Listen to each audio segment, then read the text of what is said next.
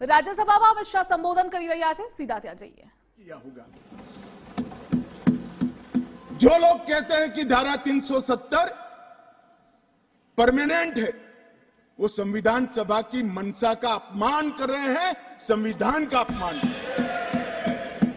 मान्यवर, आज supreme court ने कह दिया है कि इसका मतलब ये है, ये जो कहा धारा 370 अस्थायी प्रावधान था, इसका मतलब ये है कि ये दावा याचिकाकर्ता का 370 को कभी हटाया ही नहीं जा सकता।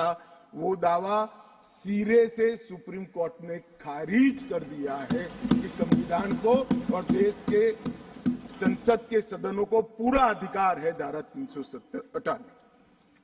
मान्यवर, न्यायालय ने यह भी माना कि राज्यपाल शासन और राष्ट्रपति शासन की जो उद्घोषणाएं हुई, इस पर भी ढेर सारे सवाल उठा गए कि राष्ट्रपति शासन गलत तरीके से लगाया गया, राज्यपाल शासन गलत तरीके से लगाया गया।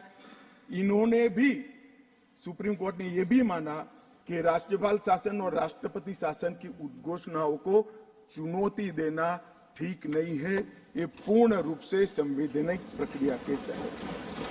मान्यवर, अनुच्छेद 370(3) में जो प्रावधान है वो संविधान सभा ने ही तय किया है।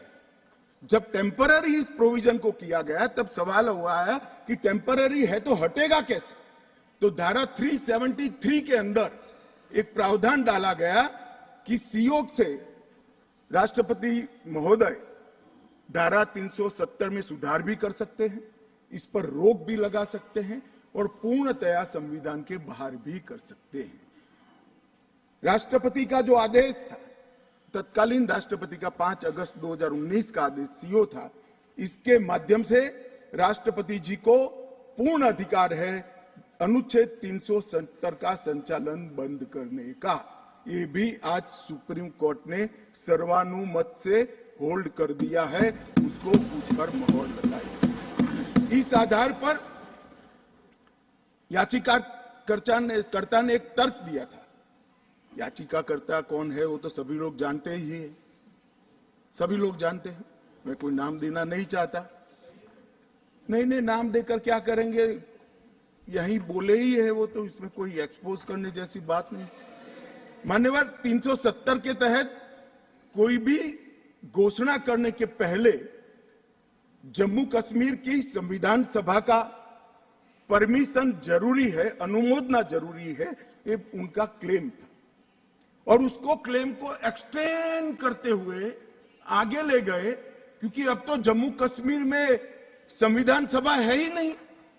तो इसका मतलब ये हुआ कि जम्मू कश्मीर की संविधान सभा के परमिशन के बगैर धारा 370(3) के तहत कोई एक्शन नहीं लिया जा सकता और संविधान सभा समाप्त हो गई है, इसलिए धारा 370 परमानेंट हो गया। मान्यवर, ऐसा आर्गुमेंट मैंने मेरे जीवन में भी, मेरे 5 धाराशास्त्रियों को पूछा कि मेरी समझ में कोई गड़बड़ है या ये डिमांड कोई गड़बड़ है, कि डिमांड तो गड़बड़ है ही है, ये आर्ग्यू कर रहे हैं उनकी समझ में भी बड़ा प्रॉब्लम है। मान्यवर, आज सुप्रीम कोर्ट ने तय कर दिया कि जम्मू कश्मीर की संविधान सभा समाप्त होने से धारा 370(3) समाप्त नहीं हो जाता है, धारा 370(3) यथावत रहता है। मान्यवर, न्यायालय ने यह भी माना कि धारा 370 के तहत मिली हुई शक्ति का प्रयोग करते हुए राष्ट्रपति महोदय एक तरफा सूचना जारी कर सकते हैं, जिसको संसद के दोनों सदनों का सादे बहुमत से अनुमोदन चाहिए। ये भी आज सुप्रीम कोर्ट ने मान दिया। जो कहते थे कि राष्ट्रपति महोदय का सीओ ठीक नहीं है, आज उसका भी जवाब माननीय सुप्रीम कोर्ट ने दे दिया है। मान्यवर, उपयुक्त बिंदुओं का सीओ 272 पर कोई प्रभाव नहीं है, ये भी सिद्ध करते हुए अनुच्छेद 371(d) के तहत राष्ट्रपति द्वारा शक्ति का प्रयोग दुर्भावनापूर्ण नहीं है, उसको भी सुप्रीम कोर्ट ने होल्ड कर दिया है। मान्यवर सुप्रीम कोर्ट ने यह भी होल्ड कर दिया है कि क्योंकि जब अब धारा 370 समाप्त हो चुकी है, अब जम्मू कश्मीर के संविधान का कोई अस्तित्व नहीं रहता है। मान्यवर न्यायालय ने चुनाव कराने के लिए भी चुनाव आयोग को निर्देश करे। मान्यवर बहुत सारे लोग अब इसमें तो इतना सारा लूट गया, जो दावे थे सारे खारिज हो गए।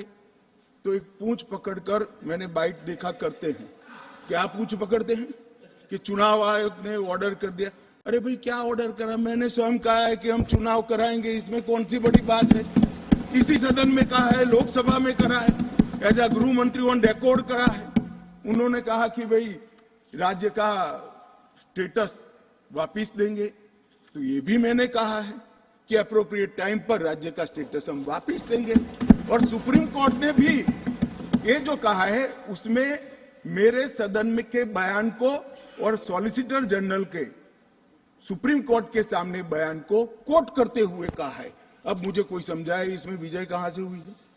घोर पराजय में विजय कैसे ढूंढना, इसकी कला कोई आप लोगों से सीख ले साहब।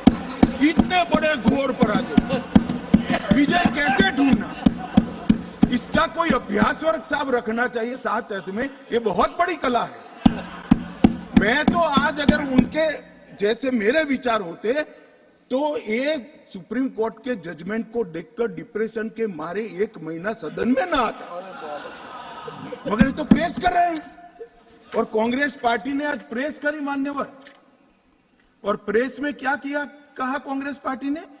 कांग्रेस पार्टी ने ये कहा मान्यवर कि ये जजमेंट आने के बाद भी हम मानते हैं कि धारा 370 को गलत तरीके से हटाया गया है। अब मान्यवर देश के दोनों सदनों ने, देश की संसद की दोनों सदनों ने राष्ट्रपति के सीओ को अनुमोदना दे दी, कानून पारित हो गया, कानून नोटिफाइड हो गया। किसी ने चैलेंज भी किया सुप्रीम कोर्ट में, ठीक है, सबका अधिकार है, करना चाहिए। सुप्रीम कोर्ट में एक लंबी बहस भी हुई, 5 जजों की बेंच बनी और 5 सीनियर मोस्ट जज बने बैठे इसमें। लंबी बहस, सबकी सुनवाई हुई, आज फैसला भी आ गया।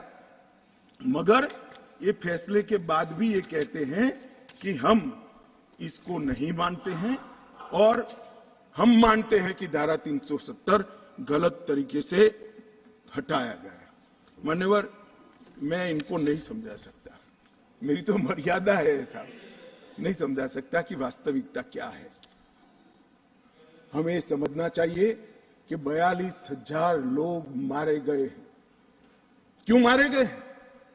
सवाल हिंदू मुस्लिम का नहीं है। इनसे ज्यादा मुसलमान गुजरात में है, कश्मीर से ज्यादा मुसलमान उत्तर प्रदेश में है, कश्मीर से ज्यादा मुसलमान बिहार में है, कश्मीर से ज्यादा मुसलमान आसाम में है। क्यों वहां अलगाववाद नहीं हुआ? क्यों वहां टेररिज्म नहीं हुआ? बाउंड्री का भी सवाल नहीं है साहब।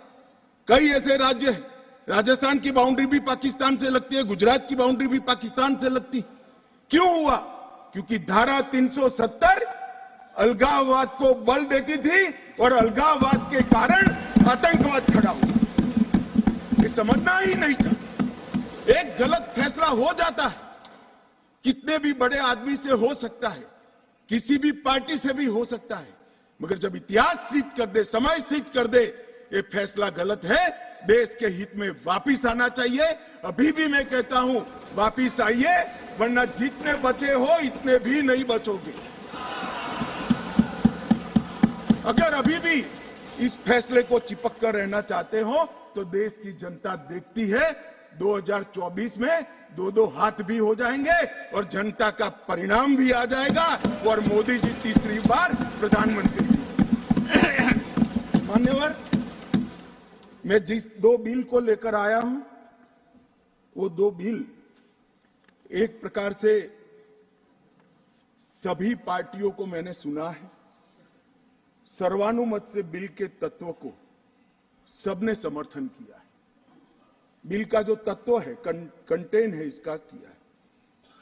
मुझे था कि विकास खड़े हो जाएंगे कि हम अपोज में खड़े हैं, मगर मैं सभी पार्टियों को कहता हूं, तब ये तो काउंट करता हूं कि कम्युनिस्ट पार्टी कभी अच्छे काम का समर्थन नहीं कर सकती।